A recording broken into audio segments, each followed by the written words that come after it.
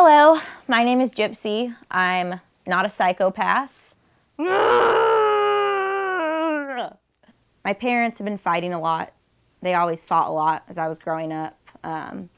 They were teenagers when they had me, and they just never were really interested in having a kid. So it caused a lot of problems, and I always knew that I was the problem. They decided to go ahead and start practicing for another bit they wanted to do. And so they were practicing and drinking and just goofing around. And my dad went to reach for the stunt gun that they were going to use in the act, one of the bang guns, and he reached for the wrong gun, and he shot my mom in front of me. And that was when I was about 10 years old. Things changed after that.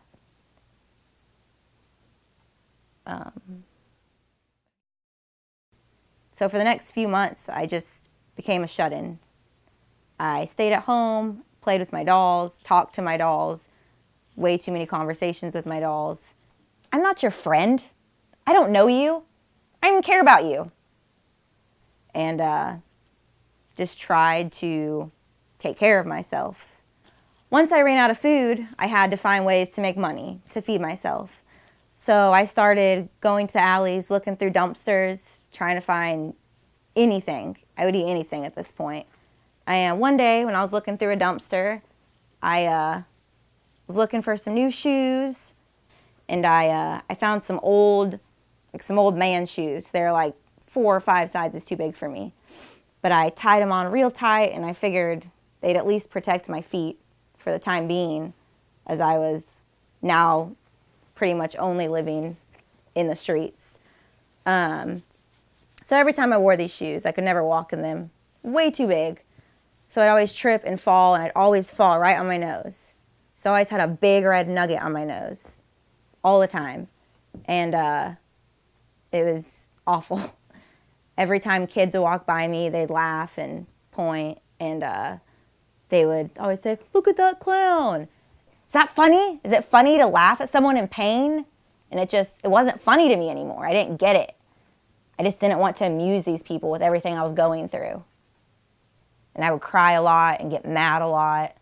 I would drink secretly in the bathrooms at the kids' parties, get in fights with the parents, say a lot of mean stuff to kids.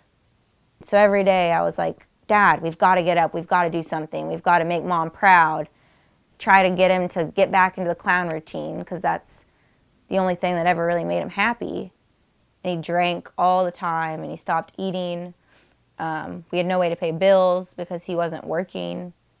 So every morning I would wake up my dad, and I was like, "Dad, you've got to get out of bed." And I tried to cheer him up by painting smiles on our faces. And I would paint a big red smile on his face and a big red smile on my face, and do little dances and just try to cheer him up and remind him, that's what we do. We make people laugh. We should be able to laugh. And one day he grabbed my hand and he looked me in the eye, and he was like, "Not today. I'm not smiling today." And it broke me.